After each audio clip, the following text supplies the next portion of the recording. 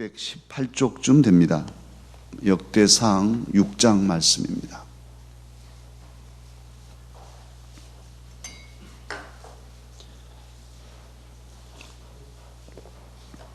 역대상 6장 31절 말씀부터 32절까지 한 목소리로 저와 함께 읽으십시다. 자막에도 나오고 있습니다.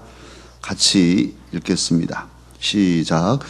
언약궤가 평안을 얻었을 때에 다윗이 여호와의 성전에서 찬송하는 직분을 맡긴 자들은 아래와 같았더라.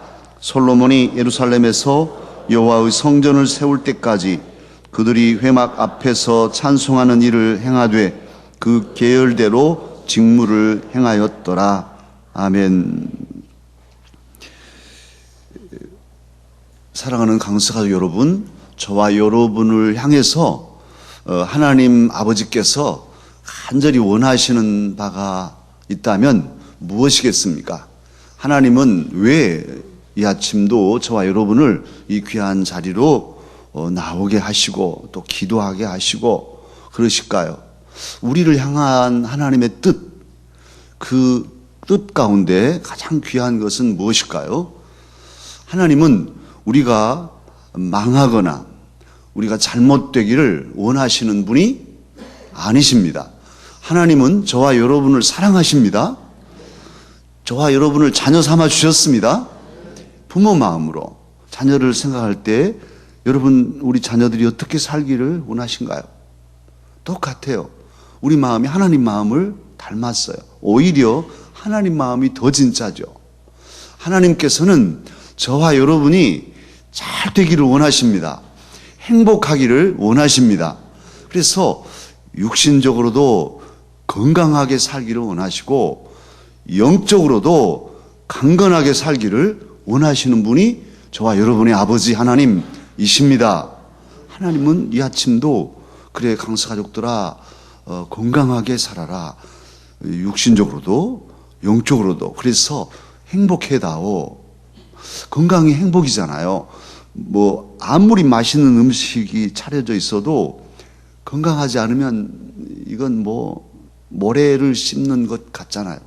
감기만 와도 그러죠. 그래서 건강해야 내가 가지고 있는 하나님께 받은 것들을 기쁨으로 누리고 즐겁고 행복하게 살 수 있어요. 그래서 건강이 육신에도 중요하죠.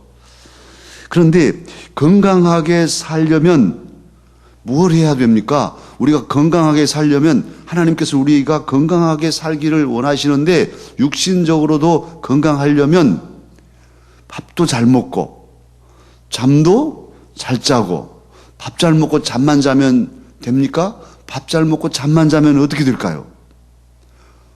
몸에 이제 살이 찌고 성인병만 오게 되겠죠. 밥 먹고 잘 자는 것이 기본이지만 그것만 하면 안 돼요. 운동을 해야 돼요. 운동을. 그래서 활동하고 일도 하고 이렇게 그렇게 하게 돼 있어요. 에너지를 축적하면 이제 그걸 가지고 즐거운 삶을 살아야 몸이 활동하면서 신진대사가 원활하게 되어서 이렇게 심혈관 계통의 질환도 없어지고 혈압도 정상, 당뇨도 정상 뭐 이렇게 되는 거잖아요. 근데 잘 먹고 잘 자는 것 기본이고 거기에 더하여서 운동도 해야 돼요. 우리 강사 가족들 운동도 하십시다. 정말 운동이 주는 그 좋은 영향력을 여러분 해보면 알 수가 있어요. 저도 제 인생의 전환점인 것이 목사로서 장기 목회를 해 나가는데 제가 운동을 하지 않았다면 벌써 쓰러졌고 중도에 하차하고 여러분에게 근심거리 김 목사 병원에 입원해 있고 여러분은 이 새벽에도 특별 새벽도 기도도 못하고 다 저를 위해서 기도나 하고 있고 이게 뭐겠어요? 제가 건강해야 또 여러분에게도 힘있게 말씀을 전하고 목회도 힘있게 할 수 있으니 은혜이지요. 저는 제 인생의 전환점이에요. 그게 주의 일에 더욱 집중할 수 있게 되어서 감사합니다. 어제도 북한산 다녀왔습니다.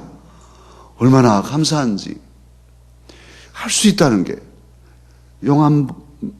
용출봉, 용혈봉, 중치봉 이렇게 해서 돌아왔어요. 그래도 피곤치가 않습니다. 할렐루야.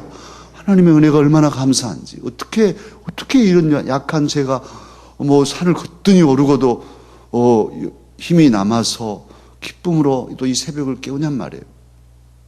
오늘 또 이제 예배 끝나면 노회 가서 치화생 모이고 또 하루 종일 일하고 저녁에 또 시차례 하고 내일 새벽 준비하고 이런 모든 것들이 꽉 짜여져 있는 일정이지만 그래도 자신 있는 것은 뒷받침될 수 있으니까요. 허리도 이제 안 아프고 여러 가지 면에서 건강하니까 기쁨으로 할 수 있어요.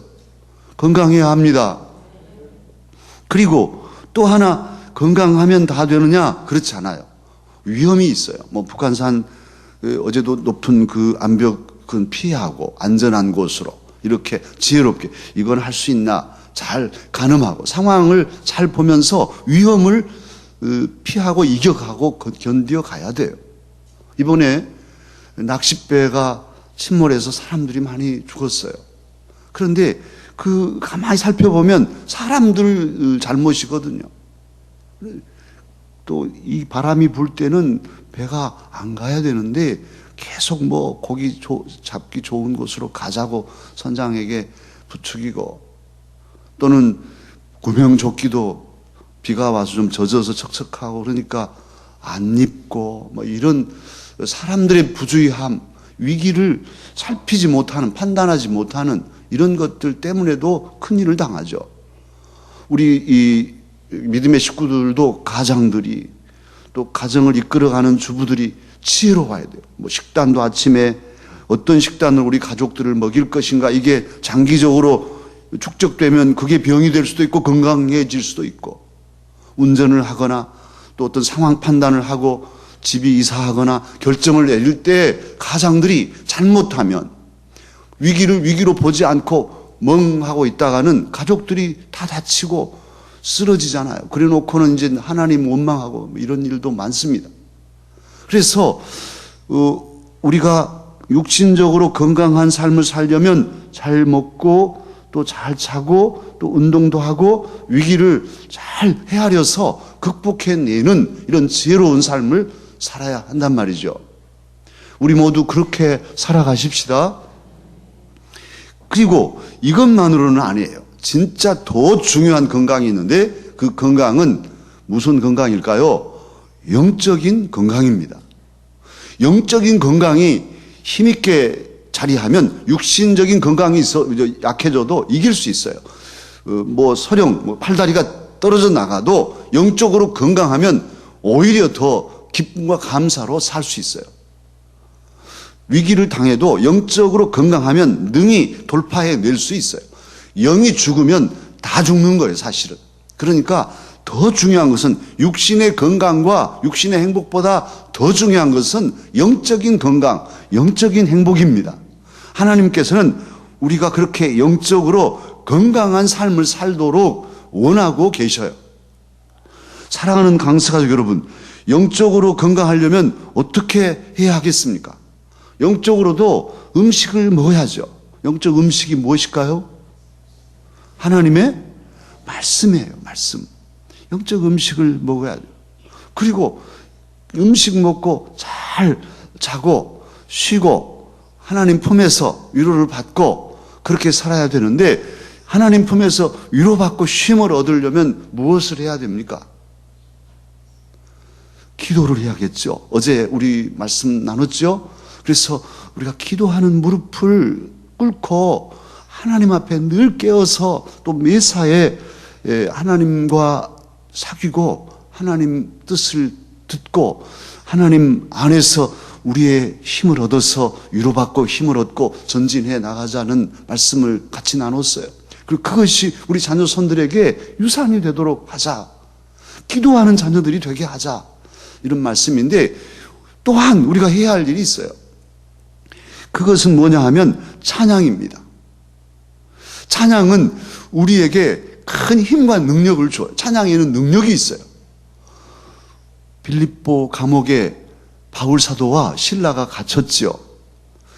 그 토굴 속에 갇혀서 얼마나 또 그 갇히면서 그냥 갇히지 않고 그 얻어맞고 나쁜 사람 취급당하고 그래서 정말 이게 뭐냐예요. 우리 예수님 전하다가 뭐 아무 죄 없이 이렇게 얻어맞고 감옥에 갇혔으니 얼마나 마음이 그 어두웠겠어요. 앞이 막막하고. 그런데 그날 밤에 바울과 실라는 그 토굴 속 감옥에서 무릎 꿇고 하나님 앞에 기도하고 찬양을 합니다. 어떤 찬양을 불렀을까요? 아마 대부분 시편 찬양이었을 거예요. 그런데 찬양을 다 이렇게 부르고 있었더니 옥터가 흔들리기 시작한 겁니다. 뭔 일입니까 이게? 찬양하는데 옥문이 열립니다. 창고가 풀려집니다.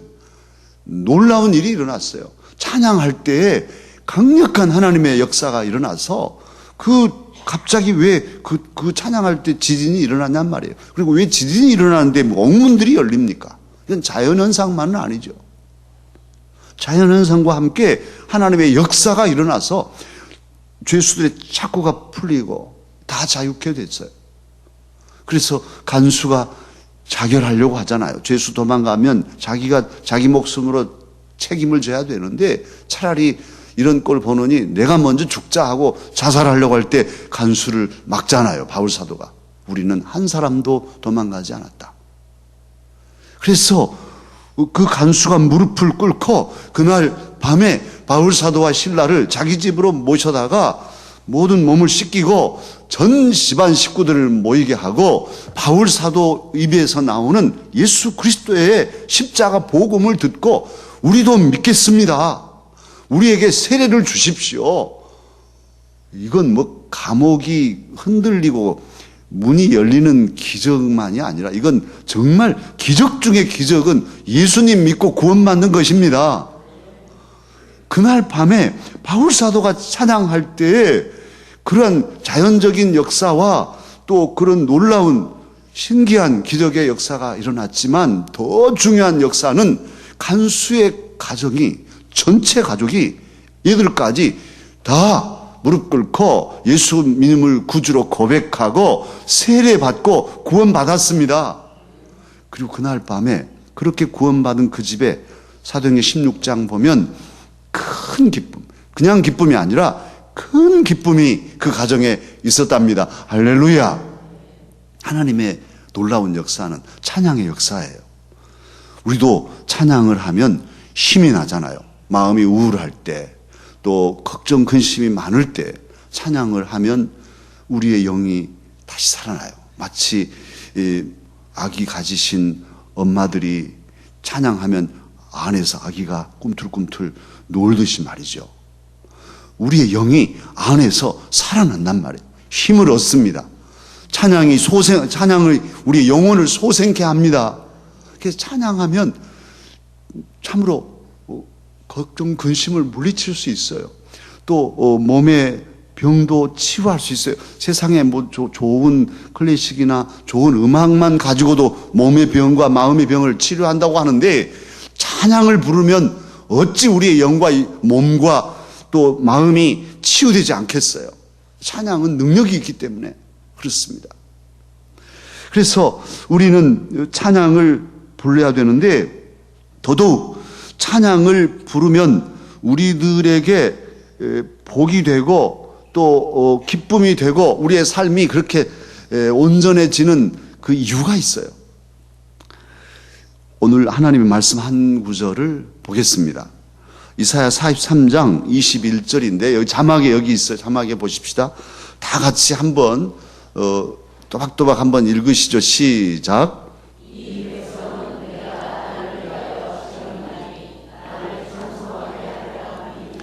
다시 한번 저랑 같이 한번 읽으십시다. 시작.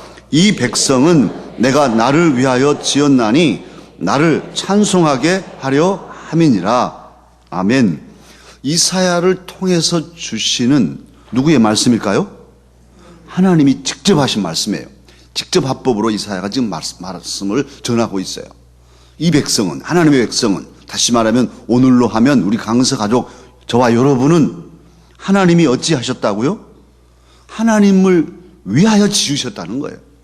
우리는 누구를 위하여 지은 바 된 사람들입니까? 하나님을 위하여.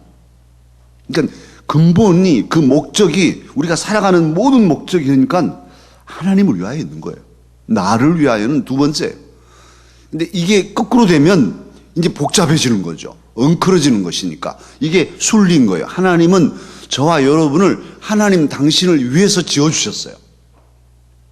그리고 그렇게 하나님을 위하여 지으신 중요한 목적이 하나 있는데, 그 목적은 무엇 하게 하려 함이라고요? 하나님을 찬송하게 하려 함이라. 그러니까 우리가 마음이 어둡기 때문에, 또는 뭐 절망스럽기 때문에, 또는 뭐 기분이 안 좋기 때문에, 때문에 여러 가지로 찬송할 수 있죠. 그러나 정말 중요한 것은 하나님을 위하여 우리는 찬양할 이유를 가집니다. 찬양해야 합니다. 이건 의무인 거예요.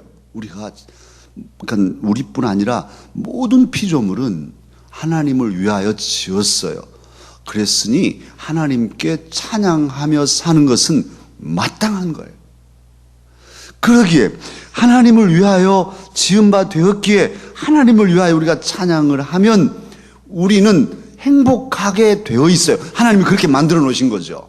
너희들은 나를 위하여 지었으니 나를 찬양하라. 그러면 너희들도 행복할 거야. 그래, 우리의 목적을 다 할 때 우리가 보람이 있고, 우리의 영이 기쁘고, 우리의 삶이 원활하고, 문제의 매듭이 풀리고, 옥문이 열리고, 착고가 풀려서 큰 기쁨이 넘치는 구원의 역사가 일어나는 이런 원리가 하나님이 정하신 원리인 거예요. 저와 여러분이 입술을 열어서 유행가를 부른다? 찬양을 한다. 한번 해보시죠. 어떤 게 더 내 속사람 영까지 기쁘고 행복할까요?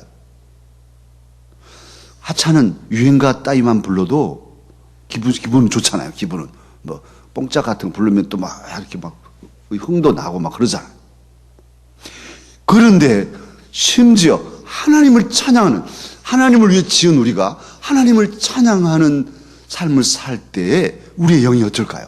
우리의 영이 춤춘다니까요. 그래서 정말 깊은 기쁨, 세상이 줄 수 없는 평안, 이런 것들을 찬양을 통해서 우리는 얻을 수 있습니다.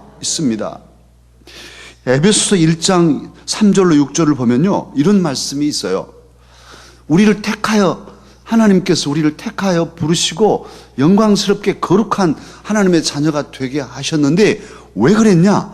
찬송하게 하려 하심이라. 에베소서 1장 6절에 그렇게 되어 있어요. 저와 여러분을 우리 자녀로 택하여 부르시고 강스 가족으로 이렇게 살게 하신 중요한 목적은 우리로 하여금 뭘 하게 하려 하심이라고요? 찬송을 하게 하려 하심이라. 그렇게 말씀하셨어요.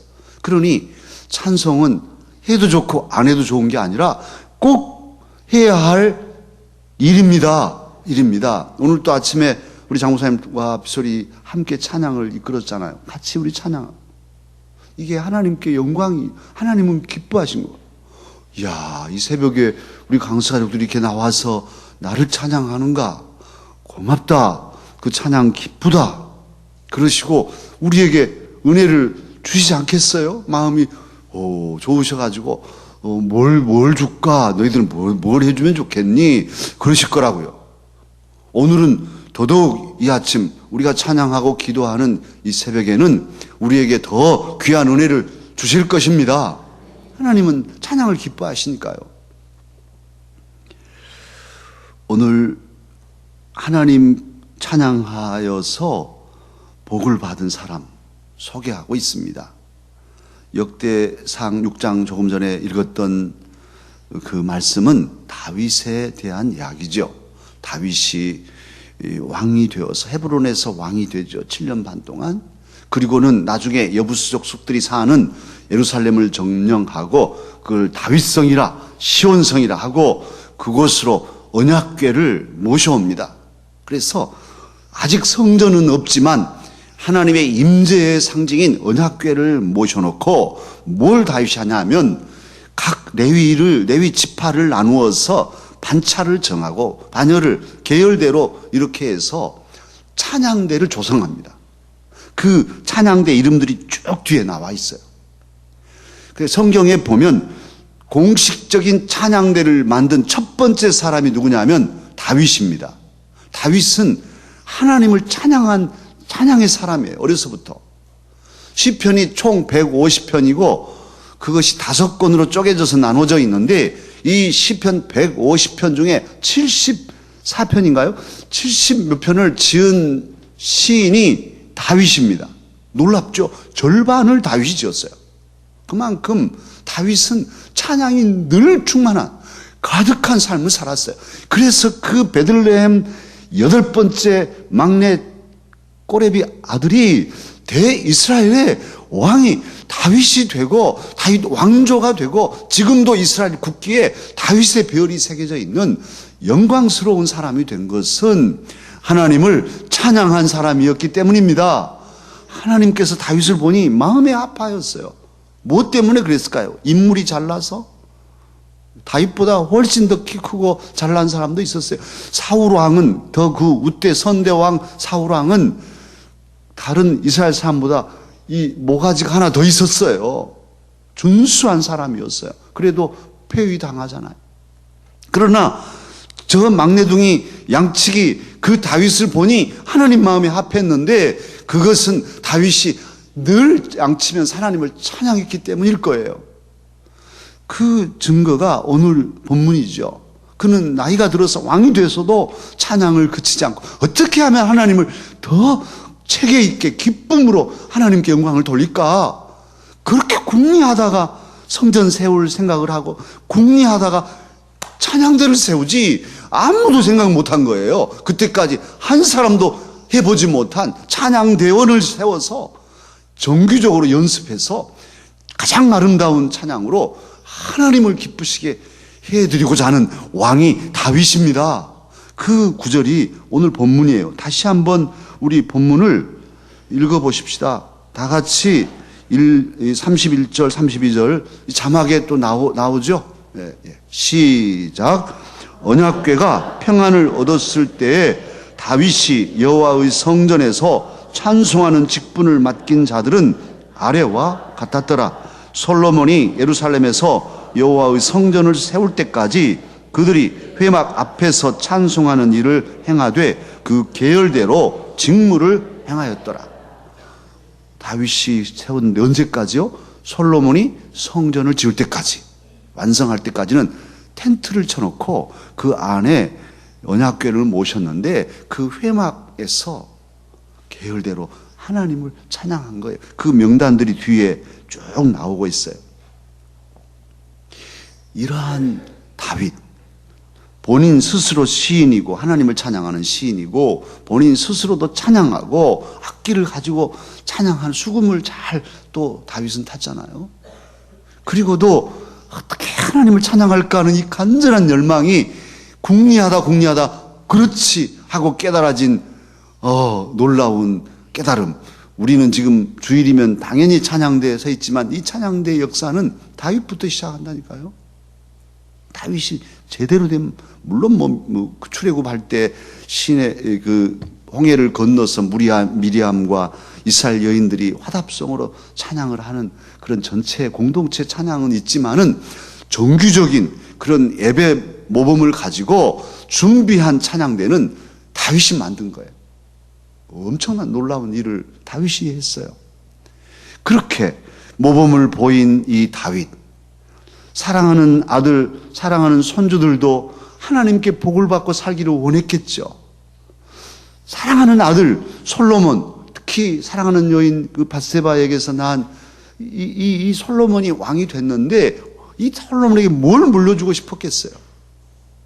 아마 솔로몬 너도 찬양하며 살아다오 그랬을 것인데요. 솔로몬 어떻게 했을까요? 한번 자막을 보시면 그 성경 구절이 나옵니다. 역대하 8장 14절을 보십시다. 여기 나와 있죠? 우리 함께 읽으실까요? 시작. 솔로몬이 또 그 아버지 다윗의 규례를 따라 제사장들의 반열을 정하여 섬기게 하고 레위 사람들에게도 그 직분을 맡겨 매일의 일과대로 찬송하며 제사장들 앞에서 수종들게 하며 또 문지기들에게도 그 반열을 따라 각 문을 지키게 하였으니 이는 하나님의 사람 다윗이 전에 이렇게 명령하였습니다. 보십시오. 놀랍죠? 보통 사람들 같으면 아버지가 어떻든지 간에 자기 낯내고 자기 잘남을 내세우죠. 전체 지난 역사들은 다 지우고 자기만 잘났다고 그렇게 하기가 쉬워요. 우리도 작년에 50년 역사를 세웠습니다마는 참으로 원로 목사님 때 하시던 그런 역사들 기록이 사라져버리고 없어서 그렇지 정말 아쉬웠어요. 잘 세워드리고 그 다음 또 제대 또 그 다음 3대 이렇게 역사가 가야 되잖아요. 그런데 어떤 목사들 같은 경우는 싹 지워버리고 자기만 잘났대. 그러다가 교회 문제 생기고 원로와 충돌이 생겨서 우리 노예도 지금 여러 교회들이 지금 이 1대하고 2대가 지금 막 시끄러워서 여러 교회들이 문제가 발생돼 있어요. 그건 다 어떤 거냐? 뭐 이런 그 여러 요인이 있겠지만 이런 거예요.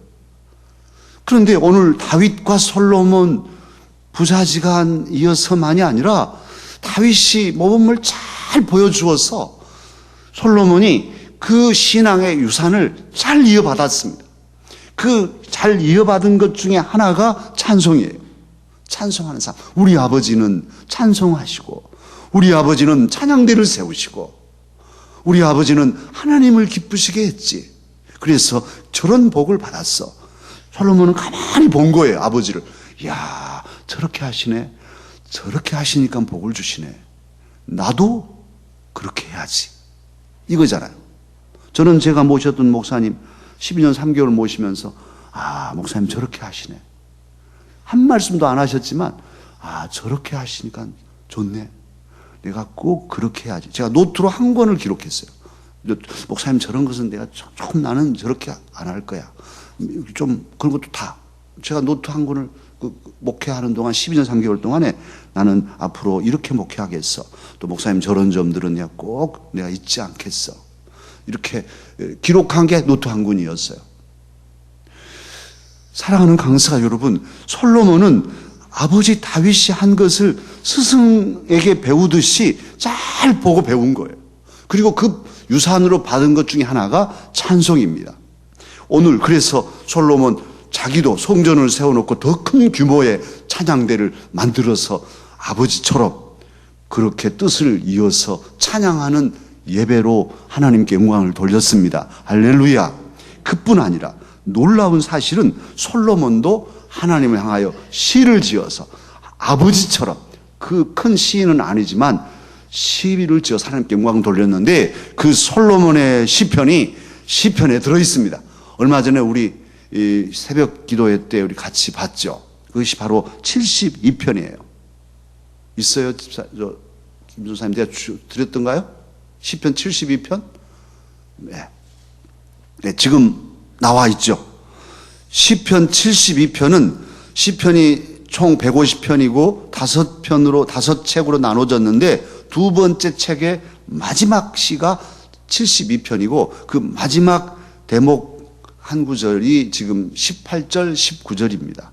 그리고 20절은 이제 그렇게 해서 솔로몬의 다윗의 아들 기도가 마쳤다. 이렇게 되어 있는데 18절로 19절 뭐라고 하나님께 영광을 돌리는지 솔로몬이 지금 지은 시예요.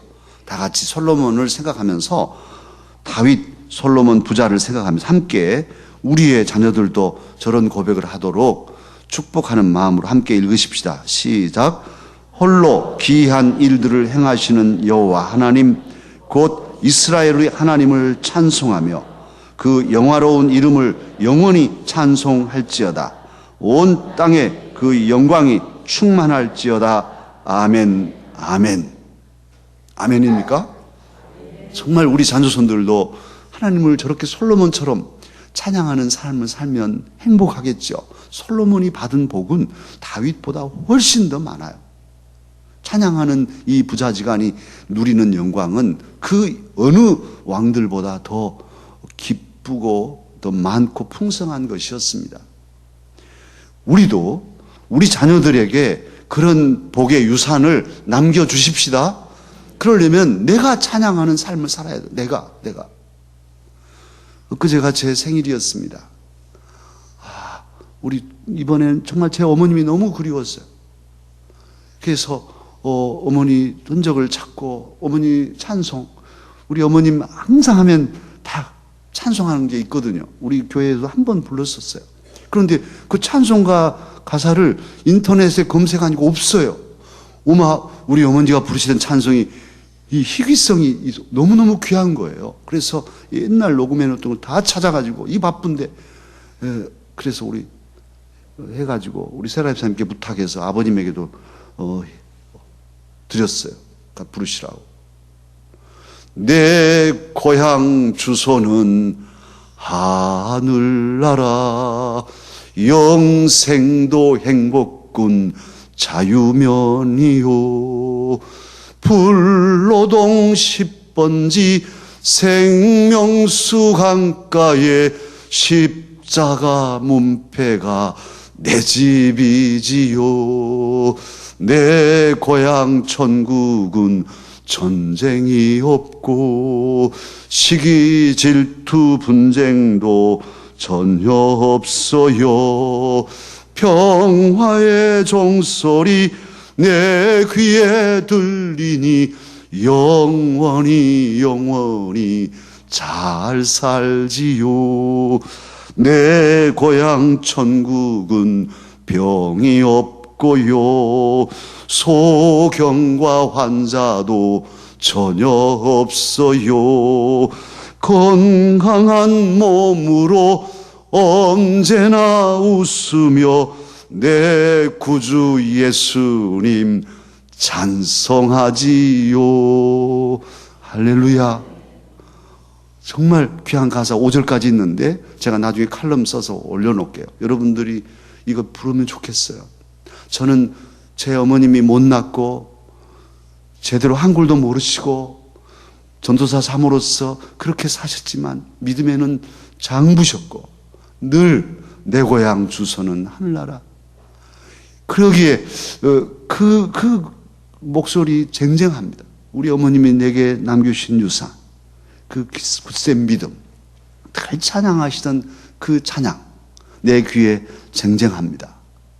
이제는 내 아들 내 딸들에게 나도 찬양을 남겨줘야 돼요. 늘 아플 때 병들었을 때 부르던 찬송과 함께 늘 불러서 이미 이제 전수됐겠지만은 찬양하는 아버지, 찬양하는 어머니로 우리도 하나님을 찬양하여서 하나님을 기쁘시게 하고 우리도 또 행복하고 즐겁고 기쁘며 영원한 천국을 소망하고 또한 우리 자녀 손들에게도 이 귀한 믿음을 찬양의 유산을 남겨주어서 우리 자녀 손들도 찬양하며 살아가는 행복한 사람이 되도록 그렇게 축복하며 나아가십시다. 기도하겠습니다.